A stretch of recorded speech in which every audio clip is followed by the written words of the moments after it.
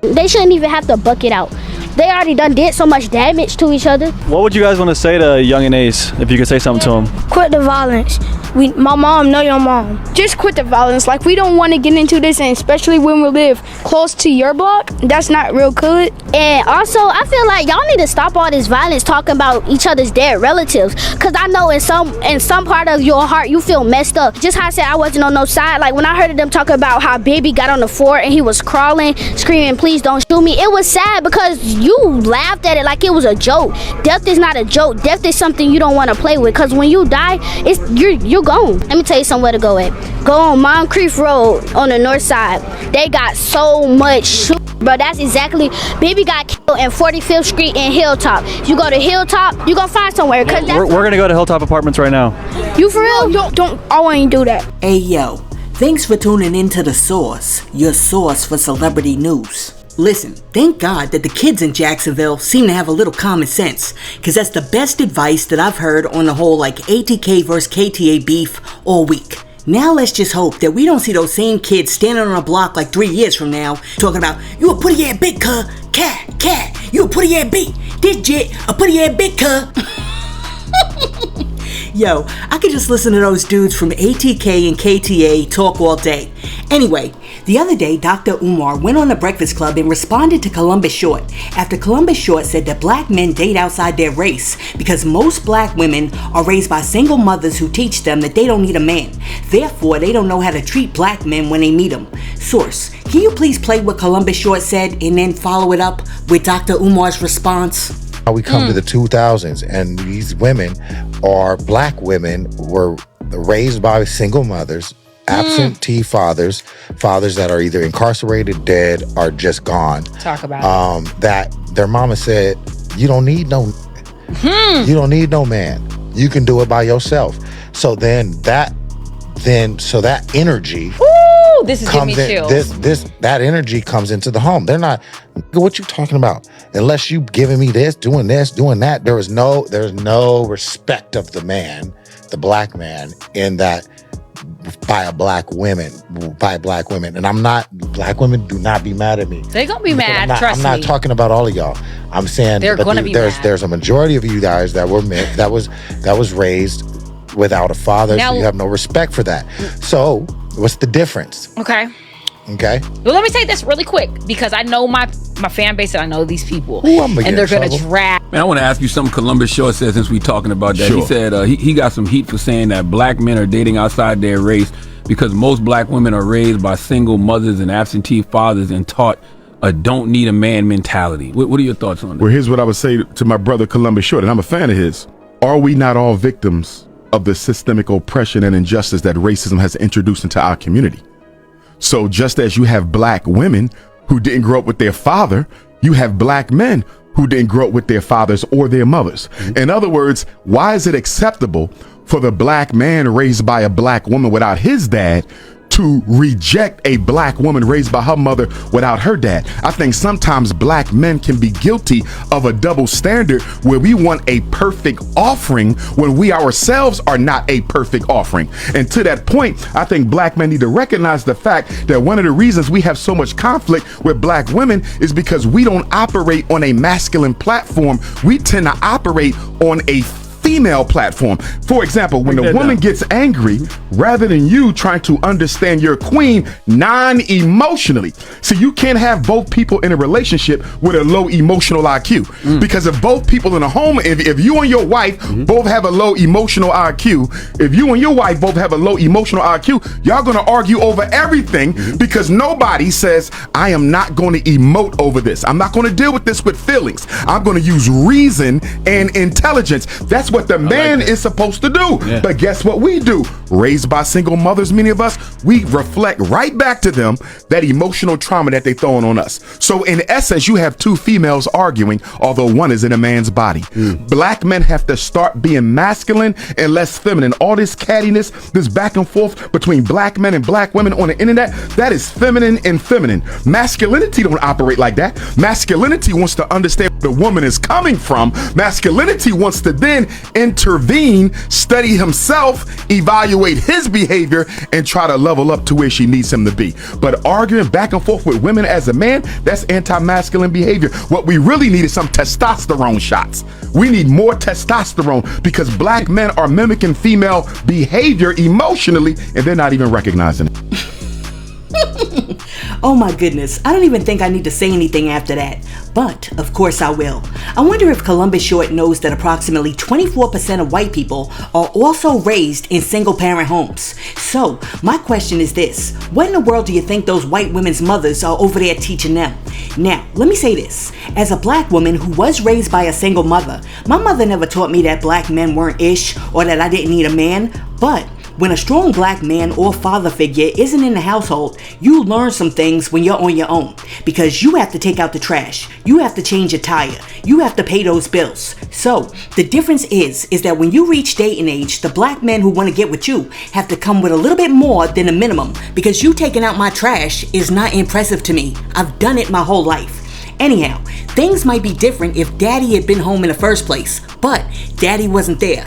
So, I wish these dudes like Columbus Short would stop trying to blame everything on single mothers. Because most single mothers, or let me not say most, let me say many single mothers are not out there teaching their daughters to hate black men. Additionally, according to my own longitudinal scientific studies, most of my female friends who were raised in two-parent households have had the same exact experience that I've had with black men. So, Columbus Short may need to reevaluate his hypothesis. Listen, let me know what you guys think. Do you guys agree with Columbus Short, or do you agree with Dr. Umar? Let me know in the comments, and while you're down there leaving a comment, be sure to like and subscribe to the channel. Now, check this out. Ice Spice has released a new song, and guess what? It sounds exactly like all of her other songs. Check this out. Tell me, baby, do you want it? If he's cheating, I'm doing him worse. No Uno, I hit the reverse. I ain't tripping the grip in my purse. I don't care, cause he did it first. If he's cheating, I'm doing him worse. I ain't tripping the grip in my purse. I don't care, cause he did it first. Alright, so after Ice Spice released the same song on a different day, a whole bunch of people in the comment section had something to say. And one person said, between her and Sexy Red, I don't know who the biggest industry plan is. They just forcing this issue on us. And then somebody came through and made a comment on Ice Spice's hair. And they were like, I don't like the sharp corner that keeps cornering in the corner. Oh my goodness, y'all are hilarious. Now, after that, somebody else was like, damn girl, do something else, a cartwheel or something. And then somebody else was like, I have never been so tired of someone. Listen, the first thing that Ice Spice needs to do is to drop a song that doesn't sound exactly like the last song she dropped. And then, here's some advice for all of these female rappers out here. Y'all need to find some new dance moves because the twerking is getting tired. I mean, how much twerking can you do?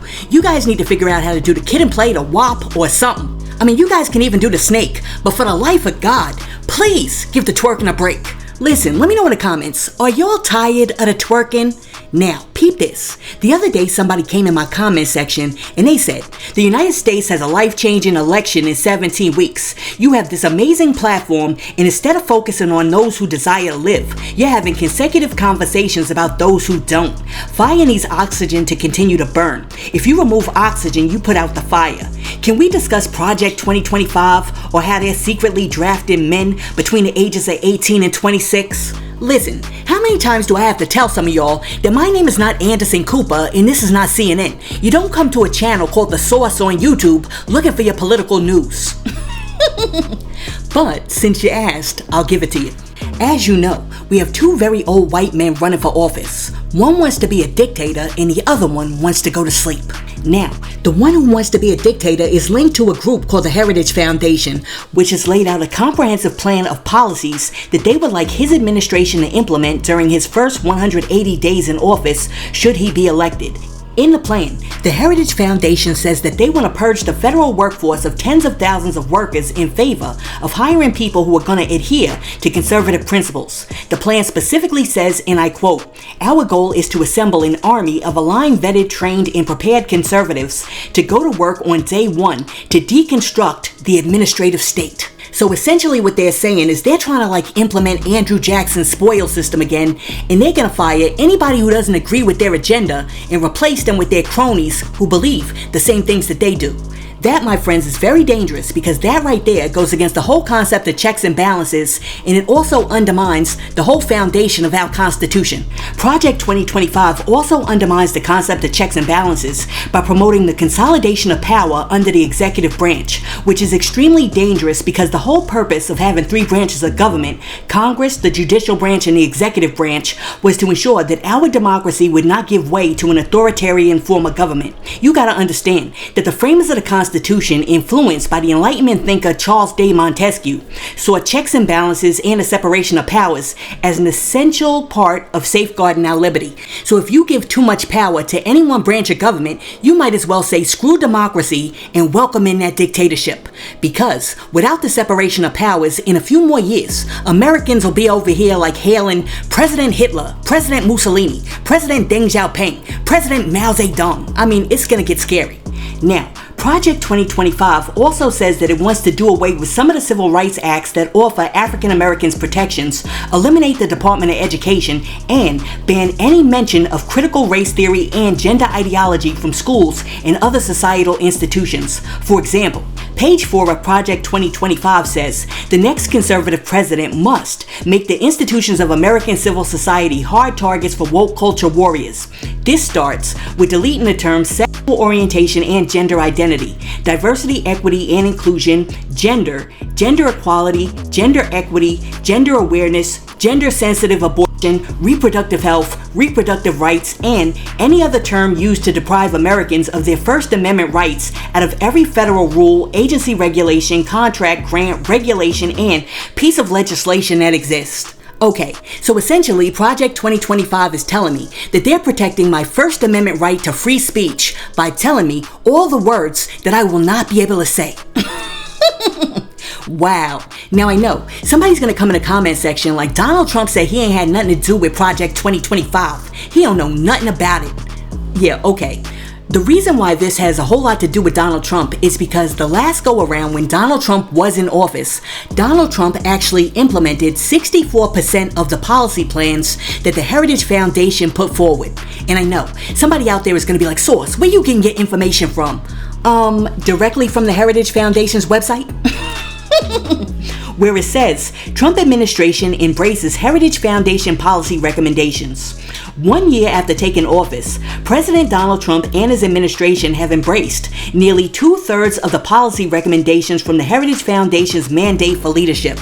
Now, really quick, check out how one of the authors of Project 2025 says that rescinding an executive order that was signed into legislation in 1965, which prohibits racial discrimination when hiring is being done by contractors, is a great idea. Project 2025 complains about how the Biden administration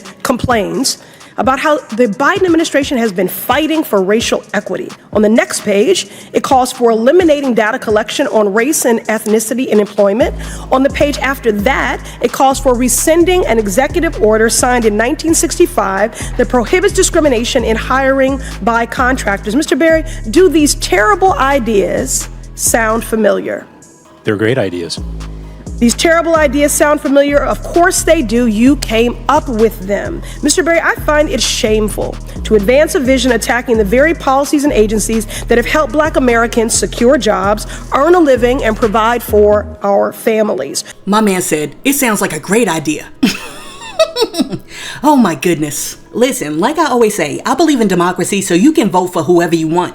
But I am asking you to take this election very seriously and to go ahead and make yourself aware of all of the policies that these people want to put forward before you step into that voting booth. And I know, somebody's going to come in the comment section like, Source, the word is booth with a TH. Booth. Stop saying booth.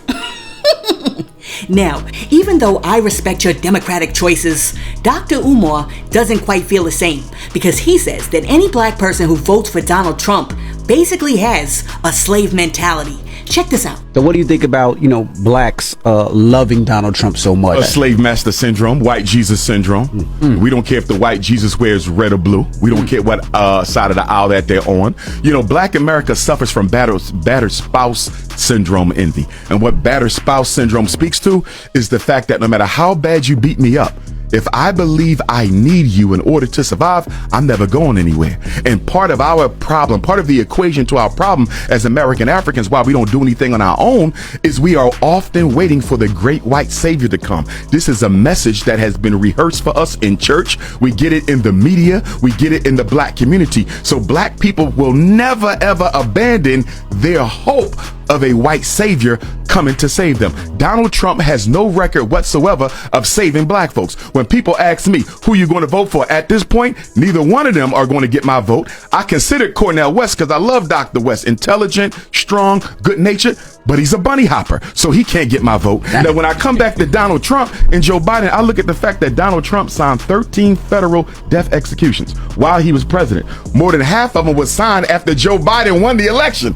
Think about that now. Biden gets elected in November, sworn in January. Between that time, Donald Trump executes half of those 13 people. 5 of them were black men, and 2 of those black men were presumed innocent, and their attorneys had introduced a stay of execution to the Supreme Court. The Supreme Court turned them down, and Donald Trump executed those brothers. So when I hear black men say, I'm voting for Donald Trump because he's going to bring more money and economic vitality into the black community, I say, what about the fact that he's out here killing black folks, you understand, without no remorse at all? So you got to look at that. You also got to look at the fact that Donald Trump wants to give police 100% immunity. That's right. Wait a minute. Look how they killing us now. Right. So now you're telling me anything the police do in their line of duty, they cannot be held accountable for making bad mistakes and bad decisions, and you want to put that back in office?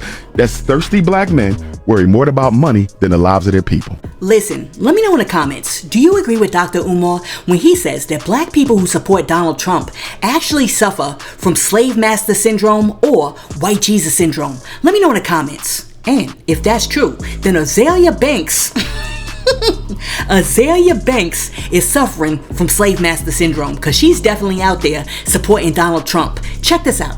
Our economy, the worst inflation ever. We have the politics on our side. We have the policies on our side that will make America great again, and they don't. They will only continue to destroy our nation. Our nation is... And I will prevent our nation, and we will prevent the whole world from entering World War III, because that's where we are. We're very close to World War III, and Biden doesn't have a clue. Alright, so after people saw Azealia Banks out there at the Trump rally looking like a black Make America Great Again Barbie surrounded by a sea of white Ken dolls, one person came in the comment section and said, Trump ain't even for women, and I see a lot of black women talking about Trump 2024. Shaking my head. Our ancestors are ashamed, I bet. And then somebody else came into the comment section and was like, baby, I don't know what's going on with this world, but he's another Jim Jones and they're all drinking that juice. Cult-like activities. And then after that, somebody else was like, I thought we stopped claiming her. I mean, is that true? Have black people stopped claiming Azealia Banks? Let me know in the comments. Now, check this out. The other day, a woman walked into a store, and while she was in the store, some strange dude walked into the store and squirted some of his coconut juice on her leg. Look, he fucking nutted on my fucking leg! You're gonna help it! Oh my god! He nutted on my leg! He nutted on my leg! Now, after that nasty man did that, Meek Mill came out and put a bounty on his head. Meek Mill said, let's play manhunt with him today in Philly. Some community service. I got 2 bands for his low, but you gotta connect. Now, after Meek Mill came out and said that, a whole bunch of people came in the comment section, and one person was like, what makes a ninja even do some ish like that? I'm guessing mental illness. And then somebody else was like, it's the same thing as the police putting out a reward for the info, no different, just Meek can get it done faster. And then somebody else was like, y'all be talking about Meek, but at least he tries to help people. And then somebody else came through and was like, where was this energy towards George Zimmerman? What? What does George Zimmerman have to do with Meek Mill's trying to apprehend the suspect who squirted the coconut milk on his chick? Focus. Oh my goodness, I can't stand when y'all do that. We're over here talking about one thing, and there's always somebody in the comment section that gotta come in and try to take it somewhere else. Listen, I'm happy that Meek Mill put the bounty out on this dude's head because he needs to get off the streets so he can get the help that he really needs. I mean, this dude really needs to have a mental evaluation. Look at that picture very closely, and if you recognize who that dude is, please contact the police in Philly and let them know who that dude is so that we can get him off the streets, because I swear, no other woman should ever have to suffer that type of trauma. Listen, let me know what you think about the young kids in Jacksonville giving ATK and KTA some positive advice. Columbus Short saying that black men date outside their race because most black women are raised by single mothers and they don't know how to act. Dr. Umar saying, hold up Columbus Short, black men are raised by single mothers too. Ice Spice dropping the same different song. Project 25 trying to take away some of your liberties. Dr. Umar saying black people who support Trump suffer from slave master syndrome. Azealia Banks out there repping for Trump, and Meek Mill putting out their 2K bounty for the capture of the coconut splasher in Philly. Let me know what you think about all of that in the comments, and while you're down there leaving a comment, be sure to like and subscribe to the channel and share this video with your friends. Hey yo, thanks for tuning in to The Source, your source for celebrity news. Peace.